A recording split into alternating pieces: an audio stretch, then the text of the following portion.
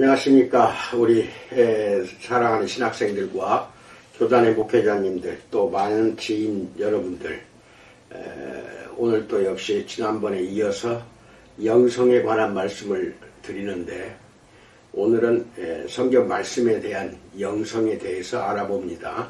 제가 하는 것은 설교라기보다는 신학이나 또는 교리, 기타 여기에 덧붙여서 여러분들이 꼭 필요로 하는 내용을 가지고 말씀을 드리는 것이니까 그렇게 하시고 깊이 깨달아 알기를 진심으로 축원드립니다. 성경은 우리의 유일한 또 무오한 원리가 성경이라는 것은 여러분이나 나는 잘 알고 있는 것입니다. 이것에 대해서 깊이 있게 한번 알아보는데요. 과거에 1778년에 그의 생애 대부분을 영국 남서부 지방에서 목회한 웨일즈 침례교 목사인 벤자민 프란시스라는 사람이 침례교회 연합의 믿음의 동역자들에게 서신을 쓰고는 했습니다. 그의 편지에서 프란시스는 복음주의적 영성의 가장 근본적인 것이 무엇인지 다음과 같이 설명하고 있습니다. 우리는 진심으로 당신에게 교리와 경험과 실천에 있어서 치명적인 실수가 생기지 않도록 매우 조심할 것과 당신의 종교적인 감상, 감정 그리고 행동을 종교에 있어서 우리의 유일한 무한 법칙인 하나님의 말씀으로 정확히 검증하기를 바랍니다. 진리를 사고 그것의 대가를 지불하고 진리를 세상 모든 것과 바꾸지 말아야 합니다. 라고 편지를 쓰고 있습니다. 여기에 담긴 단어를 주의 깊게 한번 살펴봅니다. 성경은 무오하고 따라서 그리스도인의 경험과 삶의 스타일 뿐만 아니라 그리스도인의 교리와 세계관을 확실하게 이끈다는 것입니다.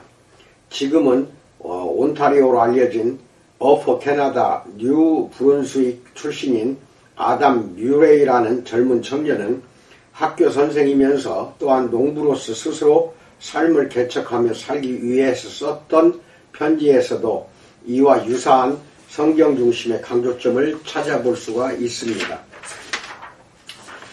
신실한 젊은 장로교인인 뮤레이는 한때 목사가 되고 싶어서 신학을 공부할 꿈을 꾸었습니다. 그러나 어떤 이유, 아마도 재정적인 이유 때문에 그 꿈을 접어야 했습니다. 뮤레이는 어퍼 캐나다에서 지내다가 고향에 계신 어머니에게 편지를 쓰면서 그가 지금 살고 있는 땅이 얼마나 축복받은 곳인지와 열심히 일하기를 원하는 사람이 어떻게 온타리오 남부 전역에서 새롭게 정착하고 번성할 수 있는지에 대해서 말했습니다. 그리고 뮤레이는 이 모든 것 중에 가장 복된 것이 무엇인지 다음과 같이 말했습니다. 우리는 5달마다 2번씩 복음을 들을 수 있는 측량할 수 없는 특권을 누리고 있습니다. 이렇게 편지를 썼습니다. 글쎄요, 5달마다 2번씩 복음을 듣는 것만으로도 가장 큰 특권으로 누리고 있다고 그렇게 알고 있을 정도니까요. 이 뮤레이 말은 빈정되는 것도 불평하는 것도 아니었습니다. 그가 그렇게 진술한 상황은 개척자로서의 그 당시 고된 삶 가운데서도 선포된 복음으로서 하나님의 말씀을 들을 수 있다는 사실에 뮤레이가 얼마나 깊이 감사하고 있는가를 잘 보여주고 있는 대목입니다. 뮤레이는 진실로 그의 삶에서 가장 놀라운 특권이 하나님의 말씀을 듣는 것으로 생각하고 있는 것 같습니다. 뮤레이는 장로교회에서 장로가 되었지만 결코 목사나 복음을 전하는 설교가가 되지 않았습니다.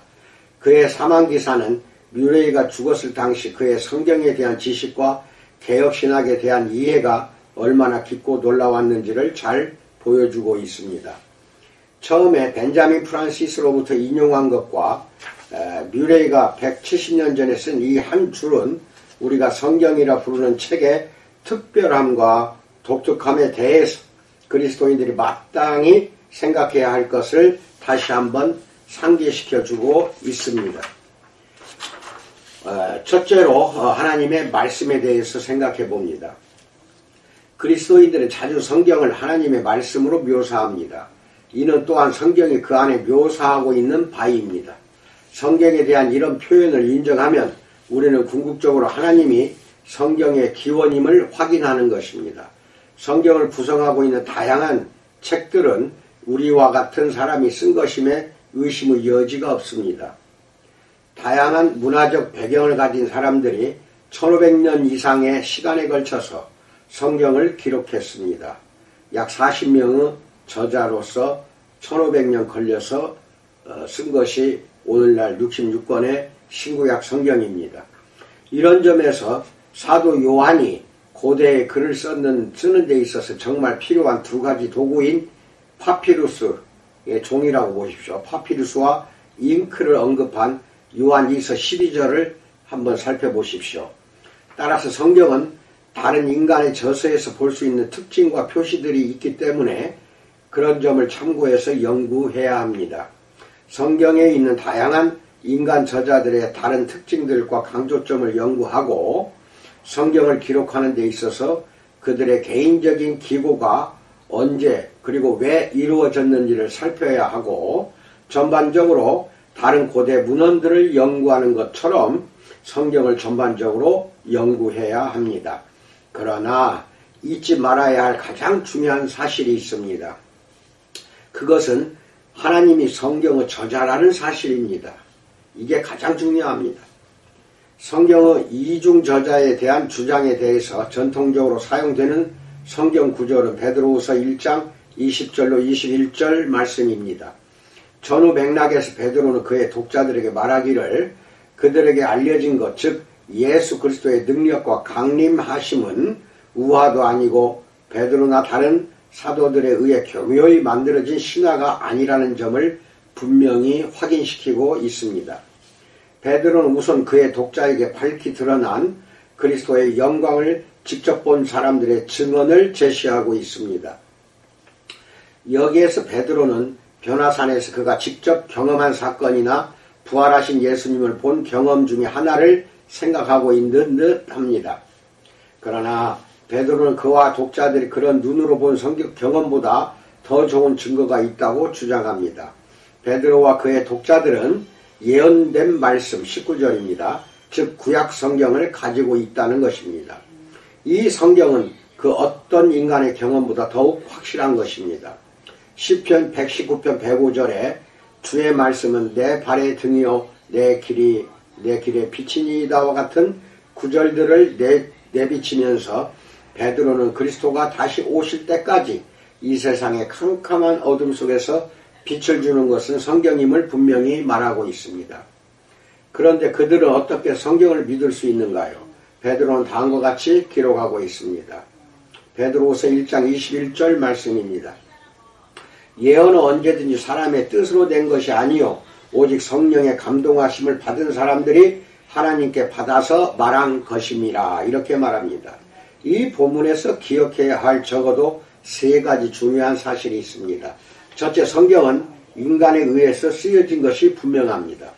성경의 기록에는 인간 저자들이 확실하고 실제적으로 관여되어 있다는 것입니다.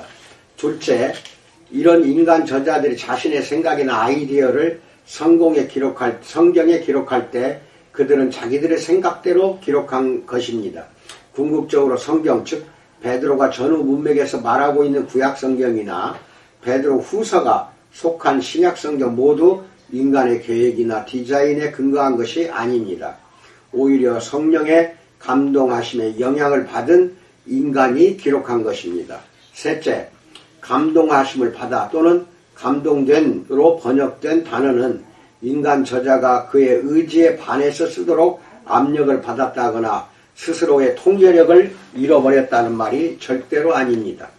베드로가 이 내용을 설명하기 위해 조심스럽게 표현한 방법을 주목해 볼 필요가 있습니다. 인간 저자들이 성령에 의해 감동된 것과 동시에 성경의 저자들도 말을 하고 있습니다. 인간 저자들이 성경을 기록할 때 이들의 마음과 의지가 전적으로 관여한다는 것입니다.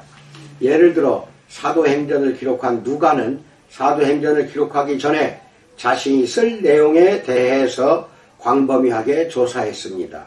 더 나아가 인간 저자들이 성경을 기록할 때 자신만의 개인적인 독특한 스타일과 특별한 단어의 패턴이나 관용적인 표현들을 사용했다는 것입니다. 우리가 성령의 영감이라 부르는 이런 과정은 저자가 말씀을 기록할 때 비정상적인 정신 상태에서 기록을 한다거나 그의 개인성을 완전히 없앤다는 말이 절대로 아닙니다. 마치 받아 쓰는 기계가 되는 것을 의미하는 것 또한 아닙니다. 언제나 성령은 이런 저자들과 함께 함으로써 그들이 기록한 최종적인 말씀이 하나님의 목적과 의도에 완전히 부합하도록 만들었다는 것입니다. 따라서 성령의 영감은 동의된 행동으로 묘사할 수 있습니다. 제임스 패커는 이런 독특한 문학적 현상을 다음과 같이 표현했습니다. 우리는 성령의 영감을 주는 행위를 동의하는 것으로 생각한다. 즉 인간 저자들의 자발적인 행동을 통하거나 행동에 의해서 이루어지는 것으로서 그들의 생각과 글쓰기는 모두 전적으로 자유롭고 자발적인 그들의 것이면서 동시에 신에게 이끌림을 받고 통제되는 것이다. 따라서 이들이 쓴 것은 그들 자신의 작품만이 아니라 동시에 하나님의 작품이다. 이렇게 말하고 있습니다. 두 번째, 말씀의 충족성에 대해서 살펴봅니다. 성경을 하나님의 영감된 말씀이라고 말하는 것은 성경이 말하는 모든 부분에서 성경의 절대적인 충족성을 단언하고 말하는 것입니다. 따라서 바울은 자신이 이 세상에서 마지막이 다가옴을 알았을 시점에 디모데에게 다음과 같이 마지막 편지를 쓸 수 있었습니다. 디모데후서 3장 14절로 17절 말씀입니다. 그러나 너는 배우고 확신한 일에 거하라. 너는 네가 누구에게서 배운 것을 알며 또 어려서부터 성경을 알았나니 성경은 능히 너로 하여금 그리스도 예수 안에 있는 믿음으로 말미암아 구원에 이르는 지혜가 있게 하느니라. 모든 성경은 하나님의 감동으로 된 것으로 교훈과 책망과 바르게 함과 의로 교육하기에 유익하니 이는 하나님의 사람으로 온전하게 하며 모든 선한 일을 행할 능력을 갖추게 하려 함이라. 이렇게 말하는 장면이 나옵니다. 말씀에서 사도 바울은 성경은 사람들이 교리에 대하여 충분한 지식을 갖게 하며 모든 선한 일을 하도록 온전하게 하기에 충분하다고 단언하고 있습니다. 성경은 또한 사람들로 하여금 이단이나 복음의 가르침과 다른 삶의 방식을 분명히 구별하도록 도와줍니다. 어떻게 성경이 이런 일을 할 수 있는 것인가요? 한 가지 단순한 사실 때문입니다. 즉 성경은 하나님의 감동으로 된 것이기 때문입니다. 하나님의 감동이라는 특정 단어를 사용함으로써 사도 바울은 성경은 이미 기록된 구약성경과 기록되는 과정 중에 있는 신약성경 모두 성령 하나님의 창조적인 작업의 결과임을 분명히 선언하고 있습니다. 하나님의 감동, 영어로는 God blessed, 헬라어로는 푸니스토스이라는 단어의 끝부분에 성령을 완곡하게 암시하는 하나님의 거룩한 호흡, The Holy Breath, 그리고 헬라어로는 푸뉴마, 이것을 주목해야 합니다. 결국 사도 바울은 성경의 모든 단어가 원래 주어진 것처럼 성경은 반드시 하나님의 마음에서 비롯된 것으로서 이해해야 한다고 주장하는 것입니다. 성경이 기록되어 우리에게 주어진 방법처럼 인간 저자들이 그렇게 성경을 사용해 왔지만 성경의 궁극적인 저자는 다름 아닌 하나님의 영이라는 것입니다. 이런 이유로 인해서 성경의 저자들은 하나님의 모든 목적을 이루기 위해 쓰임을 받을 수 있었습니다. 다른 말로 표현하면 하나님이 실제적인 저자로서 모든 인간 저자의 뒤에 존재하시기 때문에 성경은 전적으로 신뢰할 만하다는 것입니다. 세 번째, 하나님의 말씀에 반응하기에 대해서 살펴봅니다. 그렇다면 우리는 이런 사실들에 대해서 어떻게 반응해야 할까요? 글쎄 성경은 하나님이 궁극적인 저자이기 때문에 다른 책을 이해하는 것과 다른 방법으로 접근해야 할 것입니다. 이것을 7가지로 생각해 봅시다. 1. 주 예수 그리스도와 함께 우리는 하나님의 말씀을 진리로 단언한다. 요한복음 17장 17절. 2. 우리는 성경의 권위가 하나님께로부터 오는 것임을 안다. 살전 4장 1절로 8절. 3. 우리는 경외심을 갖고 성경에 귀를 기울인다. 살전 2장 13절. 4. 우리는 성경의 가르침에 순종한다. 이사야서 66장 2절. 5. 우리는 성령이 생동감 있게 하며 우리가 성경을 이해할 수 있도록 돕는다고 확신한다. 에베소서 6장 17절, 히브리서 4장 12절. 6. 우리는 성경에 목마르다. 예레미야서 15장 16절, 시편 19편 7절로 10절. 7. 우리는 성경이 우리의 모든 삶을 인도해 줄 것을 확신한다. 시편 119편 105절. 이렇게 7가지로 우리는 반응을 해야 한다는 것입니다. 네 번째, 생각해 보아야 할 모델입니다. 윌리엄 틴데일의 말씀 중심의 삶에 대해서 살펴봅니다. 1994년 영국 도서관은 200만 달러가 넘는 큰 금액을 지불하고 책 한 권을 구매했습니다. 이 책의 당시 도서관 최고 책임자였던 브라이언 랑 박사는 240년 역사를 통틀어 구매한 책 중에 가장 값진 책 중에 하나다라고 묘사했을 정도였다. 그 책은 무엇일까요? 바로 신약 성경 복사본입니다. 물론 그것은 단순한 복사본이 아닙니다. 사실 현존하는 신약 성경 중에 이 복사본과 같은 책은 단지 2권이 더 존재할 뿐입니다. 이들 복사본 중에 하나는 런던에 있는 성 바울 성당 도서관에 있고 71페이지 분량이 사라졌습니다. 또 하나 다른 복사본은 슈투가르트 주립도서관에 있는 성경 전시관에서 빛을 보게 되었습니다. 슈투가르트 주립도서관에 있는 복사본에 대해서 특별히 언급할 것은 이 복사본이 틴데일의 영국 도서관에 있는 복사본에 없는 그 복사본에는 없는 틴데일의 표지를 포함하고 있다는 점입니다. 여기에는 다음과 같은 말이 있습니다. 신약 성경은 우리가 알고 있는 것처럼 기록되었는데 이는 그 말씀을 들은 사람들에 의해 기록되게 되었다. 우리 구주 예수 그리스도는 그들에게 모든 피조물에게 말씀을 전하라고 명령하셨다라는 표지를 틴데일이 쓴 표지를 포함하고 있다 이겁니다. 영국 박물관은 세계에서 가장 오래된 침례교 신학교인 브리스톨 침례대학에 오랜 시간 동안 보관해온 이 신약성경을 구입했습니다. 이 신약성경은 그 당시에 유명한 런던 침례교 목사인 앤드류 기포드에 의해 브리스톨 침례대학에게 기증된 것이었습니다. 존 화이트는 서지학자였던 조셉 에임즈로부터 이 신약성경을 구입했고 기포드는 1776년에 화이트로부터 이 신약성경을 구매했습니다. 에임즈는 이 신약성경을 토마스 오스본이라는 서적 판매상으로부터 단 15실링 1달러 가치입니다. 1달러에 구매했었습니다. 이 신약성경은 1526년에 독일 보름스에 있는 피터 쉐퍼 출판사에서 인쇄한 것으로서 오늘날 틴데일 신약성경으로 잘 알려진 것입니다. 피터 쉐퍼 출판사에서 첫 출판된 신약성경은 헬라어 원어를 영어로 번역한 것으로서 그 가치는 이루 헤아릴 수 없습니다. 이 신약성경은 번역자의 이름을 땄는데 그가 바로 윌리엄 틴데일인데 아깝게도 처형당했죠. 교회사에서 틴데일은 매우 중요한 역할을 차지합니다. 틴데일의 중요한 역할에 대해 브리테니카 백과사전 11판에서는 다음과 같이 언급하고 있습니다. 틴데일은 영국 개혁의 가장 위대한 동력이 되었던 사람들 중에 하나였고 이렇게 나옵니다.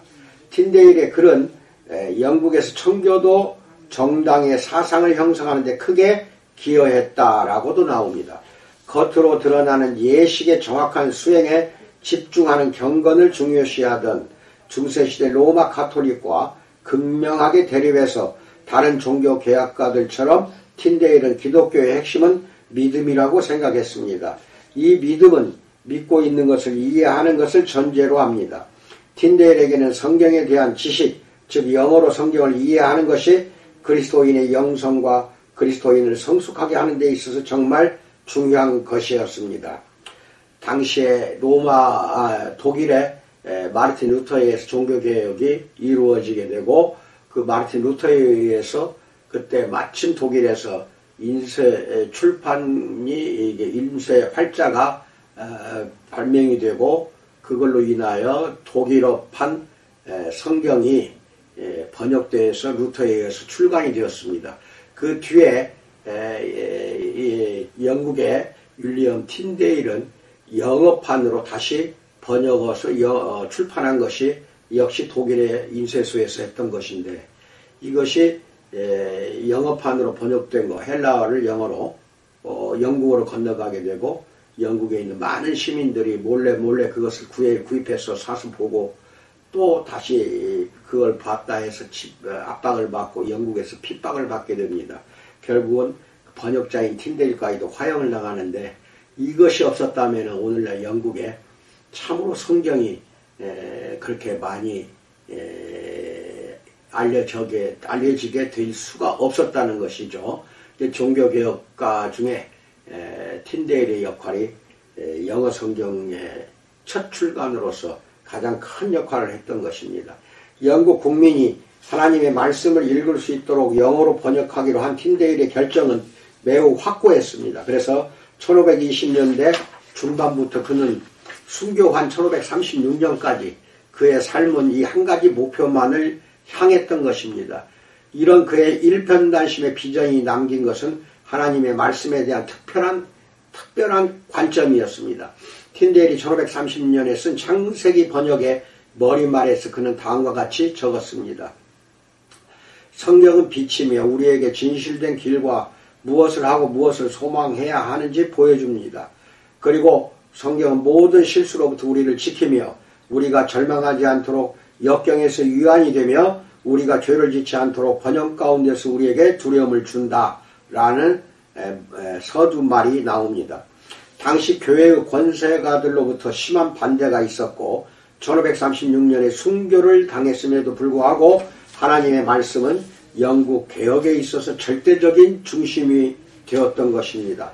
데이빗 다니엘이 틴데일에 대한 정기에서 분명히 말한 것처럼 틴데일의 성경 번역은 영국 국민들을 성경의 국민으로 만들었다는 것이 역사적인 사실입니다. 따라서 종교개혁은 그리스도인의 영성을 고양시키는 데 있어서 중대한 변화를 불러일으켰습니다. 중세시대 로마 카톨릭은 영성을 고양시키는 수단으로 상징과 이미지를 주로 사용해 왔었습니다. 인쇄술이 발명된 때에 일어났던 종교개혁은 영성에 대한 강조점을 다시 말씀으로 환원시킴으로써 성경적 영성을 진작시키려고 했는데, 여기서 말하는 말씀은 선포된 하나님의 말씀과 기록된 말씀으로서 특별히 성경을 가리키고 있습니다. 다른 무엇보다도 성경에 더욱 중심을 두려는 영성을 진작시키려는 시도를 할 때 복음주의는 더욱 강렬한 힘을 얻어왔던 것입니다. 물론 우리는 이런 점에서 심각한 도전에 직면해 있는 것이 사실입니다.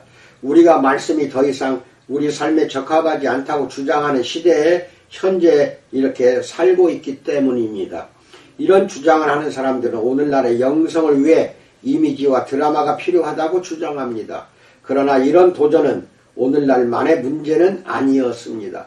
기독교 영성의 역사를 되돌아보면 말씀에 근거한 영성을 주장한 사람들이 비판에 직면하고 언어로 공격을 당했다는 사실을 종종 찾아볼 수가 있습니다. 다섯 번째, 성령과 말씀의 청교도적인 균형에 대해서 알아봅니다. 예를 들어 말씀에 중심을 둔 청교도 영성은 급진적 진보주의로 가려는 사람들에 의해서 도전을 받았습니다. 로드윅 머글톤과 그의 사촌인 존 리브에 의해 시작된 머글토니안 주의자들이 그들이었습니다. 머글톤과 리브는 자신들이 요한계시록 11장 3절로 6절에 기록된 두 명의 증인들이라고 믿었고 삼위일체를 부인하였으며 설교와 기도를 부정했으며 자신들에게 주어진 계시는 인류에게 주는 하나님의 마지막 말이라고 주장했습니다. 이것이 바로 머글토니안 주의자들의 주장입니다. 완전 이단이죠. 또한 청교도인들에게 더욱 위협적인 존재는 이 사람들보다는 오히려 퀘이커 교도들이었습니다.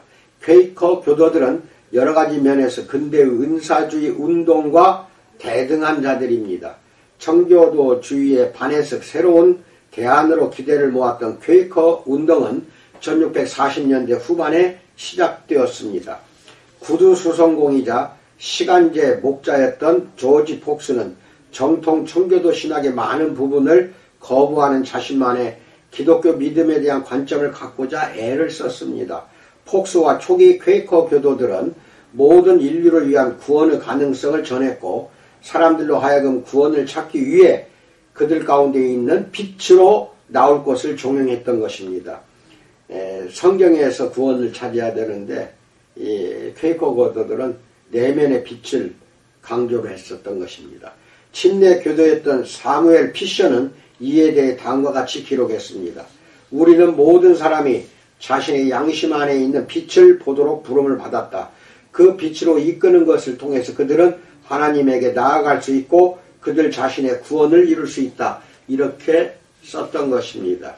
구원은 오직 예수 그리스도밖에 없어요. 내면의 빛에 의해서 구원받는 거 아니잖아요. 근데 퀘이커 교도들은 내면의 빛을 찾아갑니다. 그러나 퀘이커 교도들이 그리스도나 성령의 내주하심이라고 부르는 내재하는 빛에 대한 강조점은 종종 그들로 하여금 그 빛을 성경보다 더 위에 두는 잘못을 범하고 말았던 것입니다. 퀘이커 교도들은 성령이 사도들에게 말씀했던 것처럼 자신들에게도 말씀하고 계신다고 깊이 확신했던 것입니다.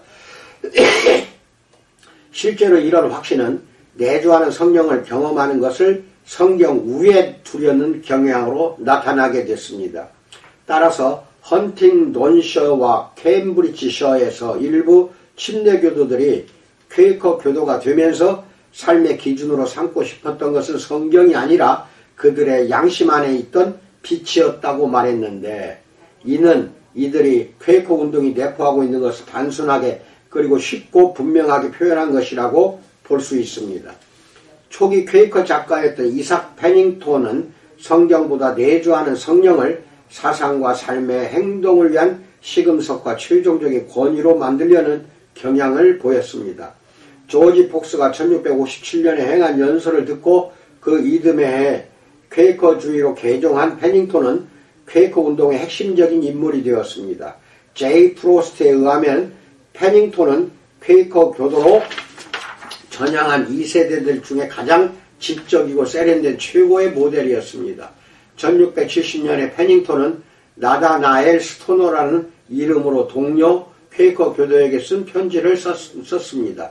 이 편지에서 페닝턴은 퀘이커 교도들과 다른 신앙인들 사이에 분명하게 다른 것이 있는데 그 중에 하나가 다스리는 법칙에 관한 것이라고 말했습니다.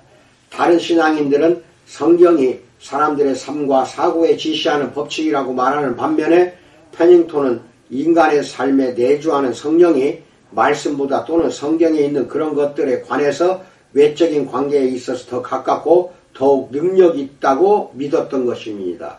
이를 위해 페닝턴은 다음과 같이 기록했습니다. 복음서에 기록된 주님은 당신의 백성과 함께 하시겠다고 약속하셨다. 밤에는 나그네로서가 아니라 그들 안에 거하고 그들과 함께 할 것을 약속하셨다. 만약 주님의 백성이 유혹을 당하고 어려움에 처할 때 그들은 그 뒤에서 이것이 그 길이니 그 안으로 걸어라 라고 들려오는 목소리를 들어야 한다. 그들이 이것을 성경과 함께 하나의 삶의 원리로 받아들일까? 아니다. 이는 성경은 인간의 마음에 더욱 확실한 방향을 제시하지 못한다.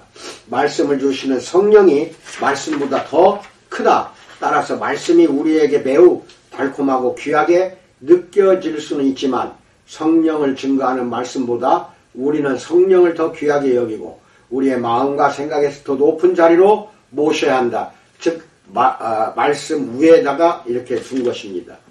페닝턴은 퀘이커 교도들이 성경 말씀을 달콤하고 귀한 것으로 여긴다고 확신하지만 그는 동일하게 내주하는 성령이 그리스도인의 삶과 사고를 위해 방향을 제시하는 데 있어서 성령을 최고 권위자로 여겨야 한다고 철저하게 믿었던 것입니다.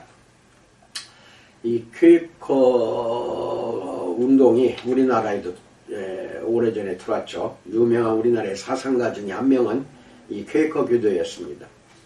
그렇게 알고 계시고 성경의 권위와 성경 중심의 영성에 대한 이런 위협에 대응해서 청교도들은 다음과 같이 주장했습니다.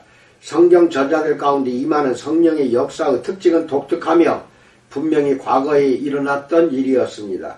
이제 성령은 성경 저자들에게 감동을 주어서 기록한 말씀을 이제 잘 들으세요. 조명을 통해서 성도들이 이해하도록 하고 있으며 성경 저자들이 성령을 경험한 것들은 성경을 통해서 경험해 볼 수 있다는 것입니다. 수많은 청교도 관련 서적을 저술한 리처드 백스터는 다음과 같이 선언했습니다. 우리는 우리가 가지고 있는 영적 불안함으로 성경을 시험하지 말아야 한다. 다만 성경이 우리의 불안함을 시험하도록 해야 한다. 즉 성경이 우리를 시험하도록, 즉 우리는 성령이 우리를 조명해서 말씀을 이해하도록 하기 전에 이것이 더 완벽하지만 또는 어떤 현재의 영감 이전에 성령이 사도들을 감동해서 성경을 기록하게 했다는 것을 더 선호해야 한다. 왜냐하면 그리스도가 사도들에게 그 영을 주셔서 우리에게 무오한 그의 명령을 전달하게 하셨고 오는 세대들에게 어떤 규칙을 정하셨기 때문이다. 그러나 그리스도가 우리에게 성령을 주신 것은 그 규칙을 이해하고 올바로 사용하도록 하기 위해서였다. 이처럼 성경을 통해서 성령을 시험하는 것은 성경을 성령 위에 놓는 것이 아니다. 다만 성령으로 성령을 시험하는 것이다.